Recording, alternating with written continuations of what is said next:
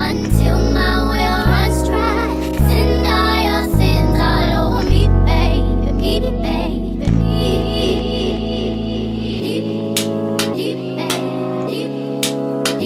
What it do, T Squad? It's your girl Keisha, aka Color Me Pynk, and I am here with another Spill the Tea video. So Chris Bassett went live last night to discuss this situation between him and Giselle. You know, Giselle's storyline this season is that she felt uncomfortable when she had a one-on-one conversation with Chris Bassett at last year's reunion. And it made her feel uncomfortable because he's a married man and she was in a room with him by herself, even though the door was open. He's saying that she asked him to go in her dressing room. She's saying he asked her. It's back and forth. Child, the whole thing is some food wang. I wouldn't even be addressing this because everybody knows that Giselle is a liar from the 90s. Everybody knows it. Like, at this point, you just have to laugh at her and clown her ass because you're that desperate, sis, for relevancy on this show. Think about it. Outside of Jamal, her friendship with Robin, we got to meet her dad. What do we really know about Giselle? Think about it. What do we really know about Giselle? Outside of the fact that she's an evil bitch. We don't really know anything about her. She's smart. She's playing the game correctly. She keeps the focus off of her and puts it on everybody else. But really ask yourself that question. What do we know about Gizelle Bryant? Anywho, while you marinate on that, let's take a look at what Chris had to say. So we get to your room and there's no glam in there. There's nobody in there. You are an adult. And a very vocal one at that. You have no problem holding back how you feel. So when you open the door and there's nobody in there, and you know that you have this feeling, this thing that you don't like, why didn't you say in that very moment, the second you open the door, oh, there's nobody in here. Hey, you know what? There's nobody here. I don't really feel comfortable talking about this. Can we do this another time? I mean, you asked me to leave to go check and see if they were in. I left immediately then. So I don't know why. Why wouldn't you just say no right then? That's where I'm hung up on. Like, this is an issue that you have, a feeling that you have that I don't know about. Much like I have never told you I'm very uncomfortable with you talking about my penis every season. But you do it. But I've never said anything. So I can't be mad at it because I've never said anything. I'm not going to ask her for an apology. But I've never said anything. But again, if you really felt that way,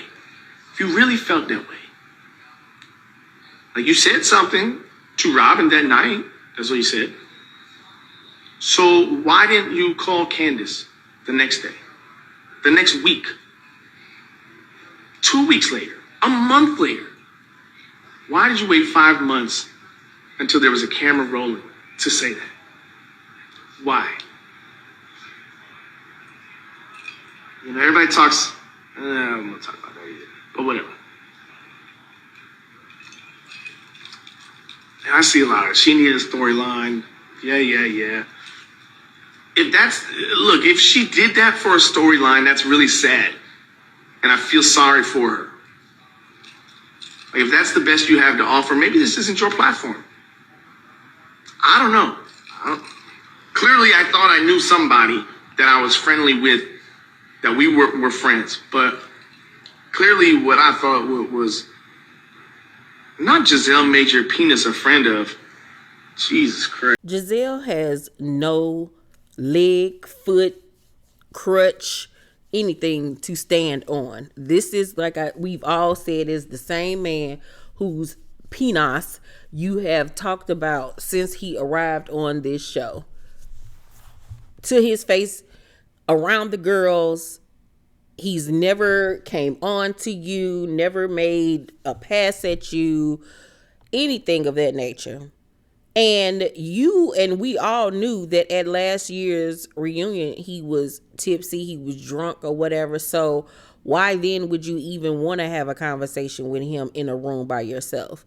Y'all could have easily had that conversation off to the side or whatever. Or how about let's not have this conversation until, you've sobered up. But girl, don't nobody believe Giselle. Don't nobody believe Giselle. And at this point, y'all just need to start going in on her ass. Just going in on her. Instead of even addressing this foolishness, go in on her. Go in on her and back her ass up off of you. Because that's what you got to do with a bitch like Giselle. But nobody believes anything that she's saying. It's so ridiculous. It wasn't planned out. This is by far the dumbest, attack on somebody's husband that she's done. Even Karen was like, this was not thought out, child. You should have did better with this one.